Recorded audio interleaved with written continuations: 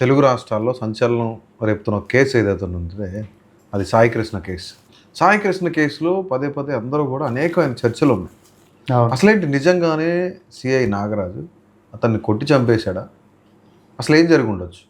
ఇది కృష్ణలంక విజయవాడలో దాదాపు 2-3 దశాబ్దాల క్రితం వరకు కూడా మన యొక్క ఉమ్మడి ఆంధ్రప్రదేశ్లో కానీ ఎక్కడ ఇటువంటి కేసు వచ్చి ఉండదు. లాకప్ డెత్తుల కేసులు విన్నాం మనం, ఎన్కౌంటర్లు చేసిన కేసులు చూసాం, అనేక మంది క్రిమినల్స్ నేరం చేసి పారిపోతున్న సందర్భంలో పోలీసుల మీద తిరగబడిన సందర్భంలో ఆ నేరస్తుల్ని ఎన్కౌంటర్లు చేసినవి చూసాం. విజయవాడలోనే బుడ్డా శంతన్ గారి ఎన్కౌంటర్ కానివ్వండి, ఇట్లాగ అనేక మంది చూసాం. ఇవన్నీ కూడా చూసాం. కానీ కృష్ణలంకలో ఇప్పుడు జరిగినటువంటి Saikrishna missing case, CI Nagaraju గారి ఇన్వాల్వ్మెంట్ అనేది ఒక వినూత్నమైనటువంటి కేసుగా మనం తీసుకోవాలి. ఎందుకంటే చట్టాన్ని ఎవరు చేతుల్లోకి తీసుకోకూడదు. ప్రాణం పోసిన తల్లికే బిడ్డను చంపే హక్కు లేదు మన రాజ్యాంగంలో. మన చట్టాలలో ఎటువంటి నేరం చేసినా కానీ చట్ట ప్రకారం శిక్షించాలి అని చెప్పి ఒక రూల్ ఆఫ్ లా ఉంది. ఈవెన్ కసాబ్ లాంటి ఉగ్రవాదులు మన దేశం మీద దాడి చేసినప్పుడు కూడా వారిని చట్ట ప్రకారమే మనం కేసులు పెట్టాం, చట్ట ప్రకారమే విచారణ చేసాం. ఉరిశిక్ష వేయమని కోర్టు తీర్పు ఇచ్చిన తర్వాత కూడా అది అమలు చేయడానికే 2-3 సంవత్సరాలు టైం తీసుకున్నటువంటి గొప్ప రాజ్యాంగం కలిగినటువంటి దేశంలో మనం ఉన్నాం.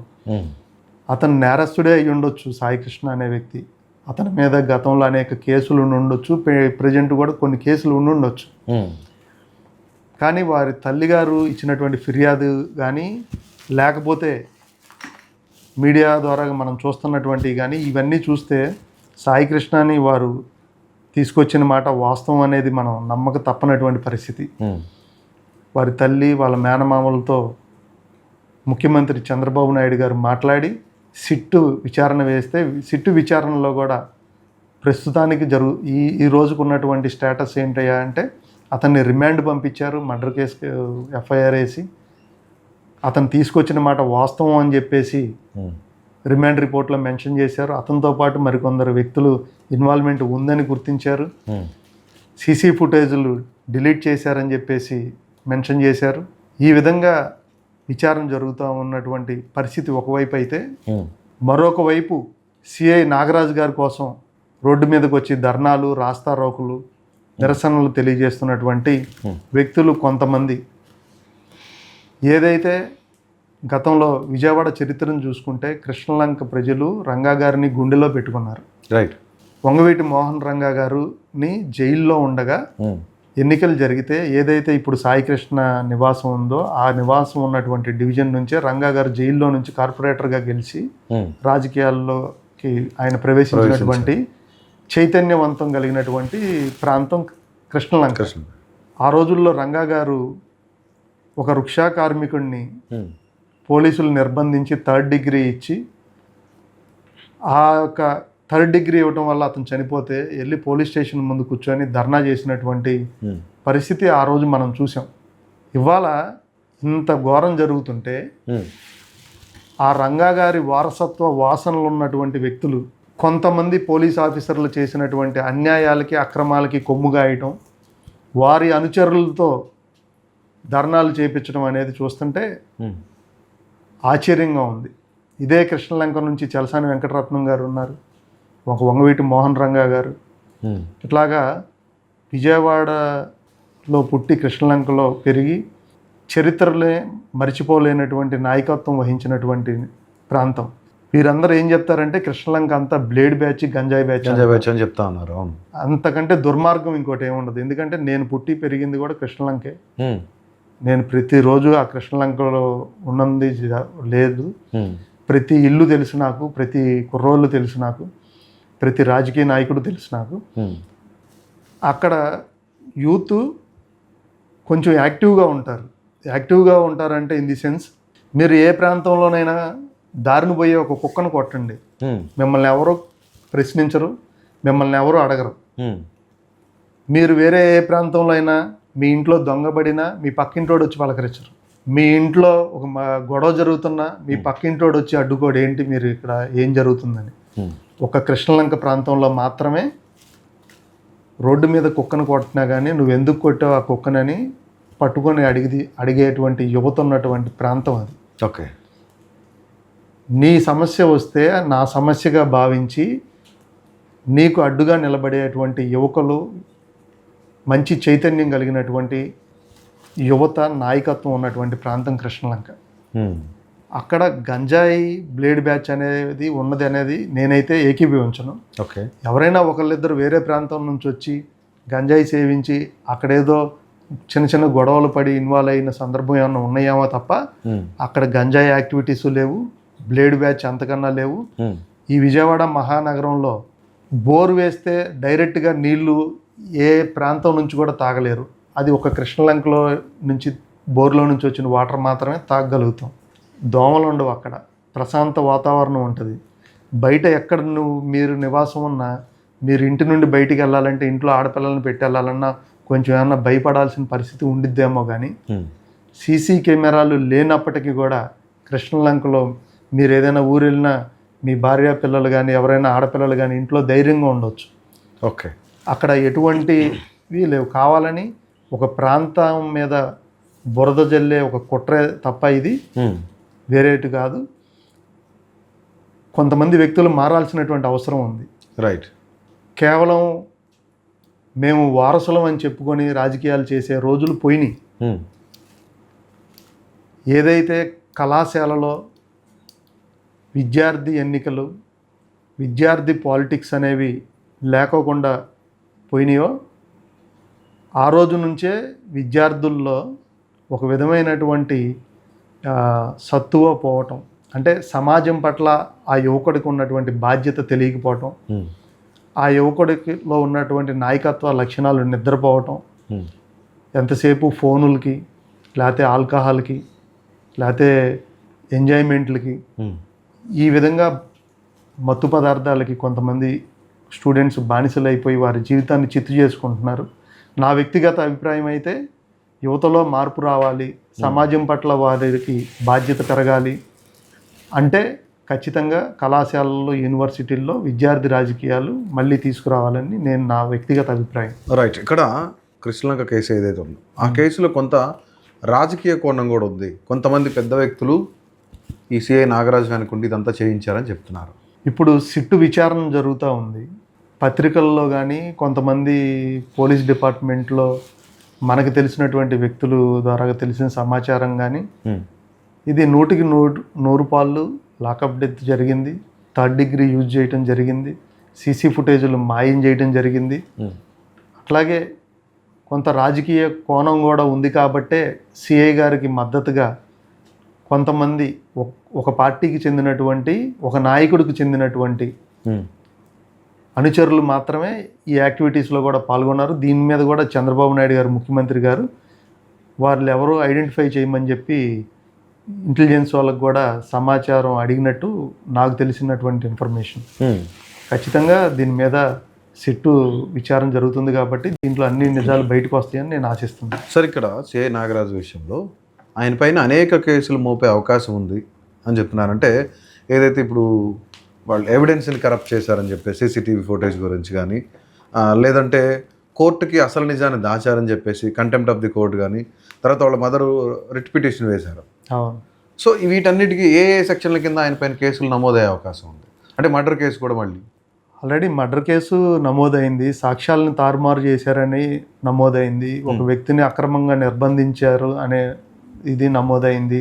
అట్లాగే నిర్బంధించినటువంటి ప్రాంతం పై ఆఫీసర్లకు కానీ, ప్రజలకు కానీ, వాళ్ళ కుటుంబ సభ్యులకు కానీ తెలియజేయలేదనేది సెక్షన్ నమోదైంది. ఈ ఇన్వెస్టిగేషన్ ముందుకెళ్లే కొద్దీ చూడాలి. అంటే ఈయన నేను తీసుకురాలేదు, నాకు సంబంధం లేదు అని చెప్పిన ఇది హెబియస్ కార్పస్లో చెప్పారు. కానీ ఏదైతే అన్ఐడెంటిఫైడ్ బాడీ దీన్ని బర్న్ చేయమని చెప్పి ఆ స్టేషన్ ఎస్హెచ్ఓ ఇచ్చినటువంటి లెటరు ఆయన నాలెడ్జ్లో లేకోకుండా వెళ్ళింది. ఆయన చూడకోకుండానే అన్ఐడెంటిఫైడ్ బాడీ కింద సాయికృష్ణ మృతదేహాన్ని క్రిమిటేషన్ చేశారని అయితే ఎవరో నమ్మరు, కోర్టు అసలు నమ్మదు. SHO ఇది లేకోకుండా ఆ బాడీని అక్కడ నుంచి లిఫ్ట్ చేయరు ముందు. మరి ఆయనకి తెలిసి ఉన్న మాట, ఆయన లెటర్ ఇచ్చిన మాట, ఆయన క్రిమేషన్ చేయించిన మాట వాస్తవం అయితే హెబియస్ కార్పస్ పడినప్పుడే ఆయన తెలియజేయాలి. ఇదే ఫోటోని, ఇదే వ్యక్తిని గుర్తు తెలియని వ్యక్తిగా నేను ఇది చేసి లెటర్ ఇచ్చాను, క్రిమేషన్ చేయించాను అని నేను చెప్పు ఉండాలి. నేను స్టేషన్కి అయితే తీసుకురాలేదు, కానీ ఇలా చేశానని ఆ రోజైనా చెప్పుకుని ఉంటే బాగుండేది కొంత మేరకు. ఇప్పుడు కోర్టును కూడా తప్పుదారి పట్టించినట్టు అవుతుంది. అట్లాగే ఒక అన్ఐడెంటిఫైడ్ బాడీ దొరకంగానే ఇది తీసుకెళ్ళిపోయి క్రిమేషన్ చేసేయటం అనేది దుర్మార్గం. మన రాజ్యాంగం ఆర్టికల్ 21 ప్రకారం చనిపోయిన మృతదేహానికి కూడా గౌరవప్రదంగా క్రిమేషన్ చేసే హక్కు ఉందన్నమాట. ఓకే, ఊరినే అగౌరవంగా దాన్ని క్రిమిటేషన్ చేయడానికి కూడా లేదు. ఆ మృతదేహంలో గతంలో ఉన్నటువంటి ఆత్మ, ఆ వ్యక్తి ఏ వ్యక్తి అయినా అవనివ్వండి, ఈవెన్ టెర్రరిస్ట్, ఉగ్రవాద అయినా కానీ క్రిమేషన్ గౌరవప్రదంగా చేసేటువంటి హక్కు ఆర్టికల్ 21 కాన్స్టిట్యూషన్లో ఉంది మనకి. ఒక బాడీని మనం పోలీస్ ఆఫీసర్గా చూసినప్పుడు ఆయన ఈ బాడీ ఉంది అని ఇన్ఫర్మేషన్ ఎవరిచ్చారో అతని ఇన్ఫర్మేషన్ మొత్తం రికార్డ్ చేయాలి. ఆ బాడీ పైన ఉన్న మోల్స్, పుట్టుమచ్చలు కానీ, అతను ఒంటి మీద ఉన్నటువంటి షర్టు, ప్యాంటు, ఏమన్నా విజిటింగ్ కార్డ్స్, ఏమన్నా ఇన్ఫర్మేషన్ దొరుకుద్దామని చెక్ చేసి అవన్నీ రికార్డ్ చేయాలి. ఆ బాడీని పోస్ట్ మార్టంకి పంపించాలి. ఓకే, తర్వాత FIR వేయాలి అనుమానాస్పద మృతి కింద. కుదిరితే అతని యొక్క DNAని కూడా కలెక్ట్ చేసి భద్రపరచాలి. భవిష్యత్తులో ఎవరైనా వస్తే వారికి సంబంధించినటువంటి బాడీయా ఇది కాదా అనేది గుర్తించడం కోసం. ఓకే, ఆ పోస్ట్ మార్టం రిపోర్టు భద్రపరచాలి. ఆ ఒంటి మీద ఉన్న గాయాలని రికార్డ్ చేయాలి, ఫోటోలు, వీడియోలు తీయాలి. సుమారు 72 గంటల వరకు వెయిట్ చేసి మార్చురీలో ఉంచాలి. పేపర్లో ప్రకటన ఇవ్వాలి. అప్పటికి రానటువంటి సందర్భంలో రెవెన్యూ కార్పొరేషన్ వారికి తెలియజేసి వారి ద్వారాగా ధర్మంగా వారిని తీసుకెళ్ళి గౌరవప్రదంగా క్రిమేషన్ చేయించాలి. ఇంత ప్రాసెస్ ఉంటే సాయి కృష్ణ అనేటువంటి వ్యక్తిని తీసుకెళ్ళి ఈ విధంగా కాల్ చేయడం అనేది నిజంగా చాలా బాధాకరమైనటువంటి విషయం. దీనికి ఖచ్చితంగా కూటమి ప్రభుత్వం ఏదైతే ఉందో ట్రాన్స్పరెంట్గా, పారదర్శకంగా విచారణ జరిపించాలనే ఉద్దేశంతో చంద్రబాబు నాయుడు గారు సిట్టును వేయటం జరిగింది. సిట్టు కూడా ఆ విధంగా అడుగులు వేస్తూ దీంట్లో ఇన్వాల్వ్ అయినటువంటి ప్రతి వ్యక్తిని కూడా చట్ట ప్రకారం శిక్షించడానికి వారి వంతు వారు చేస్తారు. ఒక పక్క ఈ కేసులో, ఒక పక్క సిఐ నాగరాజు దాదాపుగా 7-8 కేసులు, ఇప్పుడు మీరు చెప్పిన కేసులు 7-8 కేసులు అయింది. నియర్లీ ఒక 10 అవ్వచ్చు ఇదంతా అయిపోయేపటికి. ఇతనికి సహకరించిన వాళ్ళు కూడా చాలా మంది, ఒక 4-5 కానిస్టేబుల్స్ ఉన్నారు. వీళ్ళపైన కూడా వేటు పడే అవకాశం ఉందన్నట్టు చెప్తున్నారు. ఖచ్చితంగా దీంట్లో ఎవరైతే మార్కాపురం నుంచి తీసుకొచ్చారని ఆరోపణలు, అక్కడ నుంచి తీసుకొచ్చినటువంటి వ్యక్తుల దగ్గర నుంచి క్రిమేషన్లో పార్టిసిపేట్ చేసిన, నాలెడ్జ్ ఉండి పార్టిసిపేట్ చేసినటువంటి వ్యక్తుల వరకు, పోలీస్ స్టేషన్లో సెంట్రీ దగ్గర నుంచి CI వరకు ఎలాంటి శిక్షలు పడే అవకాశం ఉంది? ఖచ్చితంగా ఆధారాలు కనుక సిట్టుతో సేకరించి కోర్టుకు ప్రొడ్యూస్ చేస్తే ఖచ్చితంగా వీళ్ళకి మరణశిక్ష ఖచ్చితంగా పడుతుంది. మరణశిక్ష ఖచ్చితంగా పడుతుంది. మనం రీసెంట్గా తమిళనాడులో మనం చూసాము, దాదాపు 10 మంది మీద లాకప్ డెత్ కేసులో FIR కడితే ఒక అతను చనిపోయాడు. 9 మందికి మరణశిక్ష విధించడం జరిగింది. 3rd డిగ్రీ ఇచ్చి లాకప్ డెత్ చేసినటువంటి ఆఫీసర్లకి. కాబట్టి చట్టాలు ఏమీ ఇదిగా ఉండవు. చట్టం, కోర్టు, న్యాయ వ్యవస్థలో ఏమి అంత కళ్ళు మూసుకొని ఏమి లేవు. ఖచ్చితంగా వీరికి మరణశిక్ష పడుతుంది ఆధారాలు ఉంటే. అయినా మనం ఇప్పుడు AI యుగంలో ఉన్నాం. ప్రపంచం AI మీద నడుస్తుంది. రోబోలతో హార్ట్ సర్జరీలు చేసినటువంటి మనం చూస్తూ ఉన్నాం. చంద్రుడి మీదకి వెళ్ళి ఇల్లు కడదామా వద్దా అనే ఆలోచనలో ఉన్నాం. ఇంత ప్రపంచం అప్గ్రేడ్ అవుతుంటే కొంతమంది పోలీసులు ఏదైతే వీరున్నారో, ఇలాంటి వ్యక్తుల మూలంగా మొత్తం పోలీస్ వ్యవస్థకే మచ్చగా ఈ యొక్క పరిస్థితులు మనం చూస్తూ ఉన్నాం. కొట్టడం ఏంటండి? ఒక వ్యక్తిని కొట్టే హక్కు ఎవరిచ్చారు పోలీసు వారికి? అతను తప్పు చేస్తే కేసు పెట్టండి, లేకపోతే కోర్టుకు పంపించండి. ఆయన మళ్ళీ తప్పులు చేస్తున్నాడు, హ్యాబిచువల్ అఫెండర్గా మారాడు అనుకోండి, PD యాక్ట్ లాంటి చట్టాలు ఉన్నాయి, నగర బహిష్కరణ విధించండి. బెయిలే వేసుకోవడానికి వీలు లేకోకుండా ఉండే చట్టాలు, PD యాక్ట్స్ ఉన్నాయి, అవి ప్రయోగం చేయండి. అంతేగాని ఈ విధమైనటువంటి ఇది ధోరణి కరెక్ట్ కాదు. నాకు కూడా పోలీస్ డిపార్ట్మెంట్లో చాలామంది ఫ్రెండ్స్ ఉన్నారు. ఇవాళ నేను అడ్వకేట్గా ఒక సక్సెస్ఫుల్గా ముందుకెళ్తున్నానంటే నాకు ఉన్నటువంటి పోలీస్ డిపార్ట్మెంట్లో ఉన్నటువంటి నా ఫ్రెండ్స్, వాళ్ళతో ఉన్నటువంటి నాకు సన్నిహిత్యం, లాని ఎలాగ మనం ప్రజల కోసం ఉపయోగించాలి అని వాళ్ళతో నేను చర్చించినటువంటి విధానాలు ఇవన్నీ కారణం. ఒకవైపు అయితే ఇట్లాంటి ఒకళ్ళిద్దరు సిఐల మూలంగా ప్రభుత్వం కూడా ప్రజలకి సమాధానం చెప్పలేని పరిస్థితికి ఒక్కొక్కసారి వస్తూ ఉంది. సార్ ఇంకోటి ఇంట్రెస్టింగ్ విషయం ఏంటంటే బాగా చర్చ జరుగుతుంది. సిఐ నాగరాజు కనుక కొత్త రాజకీయ ప్రముఖులు ఉన్నారు, పోలీసు వారు కూడా ఉన్నారు, అధికారులు కూడా ఉన్నారని చెప్తున్నారు. సిఐ నాగరాజుకి ప్రాణహాని ఉంది అనేది కూడా చర్చ జరుగుతుంది. నిజంగానే ఆయనకి కస్టడీలో ఉండగానో లేదంటే రిమైండ్లో ఉండగానో ఏదైనా జరిగితే ఏంటి పరిస్థితి అసలు? అంటే గతంలో మనం చూసాము, ఏదైతే పరిటాల రవి గారి హత్య కేసులో ఉన్నటువంటి ముద్దాయిలు కానివ్వండి, అలాగే వీరుడు ఎవరు చంపారో, ఎందుకు చంపుతారో తెలియకోకుండానే ఆ కేసు విచారణ వచ్చేలోపు వీళ్ళు చచ్చిపోతూ ఉంటారు. అట్లాంటివి చూసాము. అయితే అంత ఉంది అని అయితే నేను అనుకోవట్లేదు ఈ పర్టికులర్గా నాగరాజు గారు ఈ సిఐ సాయికృష్ణ కేసులో. ఎందుకంటే సాయికృష్ణ గారి కుటుంబం కూడా కృష్ణలంకలోనే ఉంటారు. వారి మేనమామలు, వారి తల్లి గారికి నాకు డైరెక్ట్ పరిచయం లేకపోయినా వాళ్ళ గురించి తెలుసు నాకు. వారు అటువంటి వ్యక్తులైతే కాదు. ఇక పొలిటికల్ యాంగిల్లో ఎవరి కోసం నాగరాజు గారు ఇటువంటి ఇది జరుగుంటే అది మరి సిట్టు విచారణలో తేలుతుంది. అది కూడా అలాంటిది అయితే జరుగుద్దని అయితే నేను అనుకోవట్లేదు. అలాంటి థ్రెట్ ఆయనకు ఉండిద్దని అయితే నేను అనుకోవట్లేదు. మీరు పరిటాల రవి గారి కేసు చెప్పారు కదా, జెఫ్రీ ఎప్స్టీన్ ఫైల్స్ గురించి కూడా అమెరికాలో అదే జరిగింది కదా. తను జైల్లో ఉన్నాడు, మనస్తాపానికి గురై సూసైడ్ చేసుకున్నాడు, ఉరేసుకున్నాడని చెప్పారు.